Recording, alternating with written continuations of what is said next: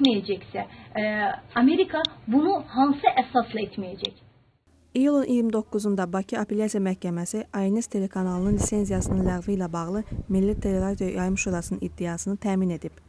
Yerli media bunu əsas kimi telekanalın Türkiyədə dövlət çevrilişinə cəhd zamanı hadisələri işıqlandırılması və Ankaranın bu cəhdin təşkilində ittiham etdiyi din xadimi Fəthullah Gülənlə müsahibə hazırlanmasını göstərir.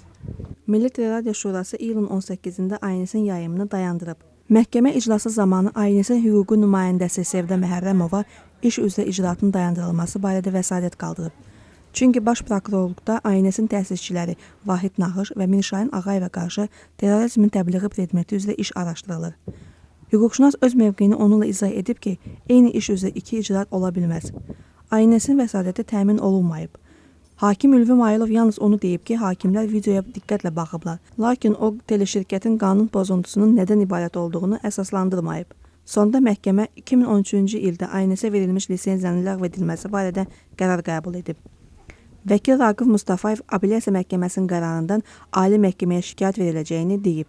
Prosessual qanunverici bizə imkan verir ki, biz Ali Məhkəməyə şikayət verək.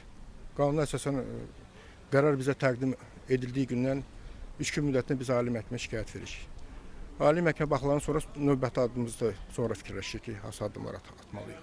INS-in vitse-prezidenti Mirşahin Ağayev jurnalistlərə bildirib ki, məhkəmənin qərarı ilə razılaşmırlar və Ali Məhkəməyə kassasiya şikayəti veriləcək. Mənim açıqlamam çox qısa olacaq və düşünürəm ki, elə bunun da kifayətlənək və əlavə suallara ehtiyac duymur.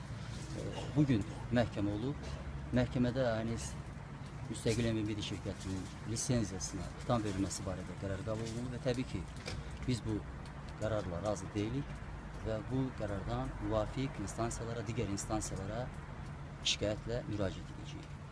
İllat ona görə ki, bu günləri məhkəmənin özündə də etiraf olunub ki, biz heç bir anons falan verməmişik və ona görə də ümid edirəm ki, tezliklə haqq ədalət öz yerini tapacaq. Təşəkkür edirəm. Çox sağ olun. Pərvanə Bayramova, Tapdıq Fərhadoğlu, Amerikanın səsi üçün.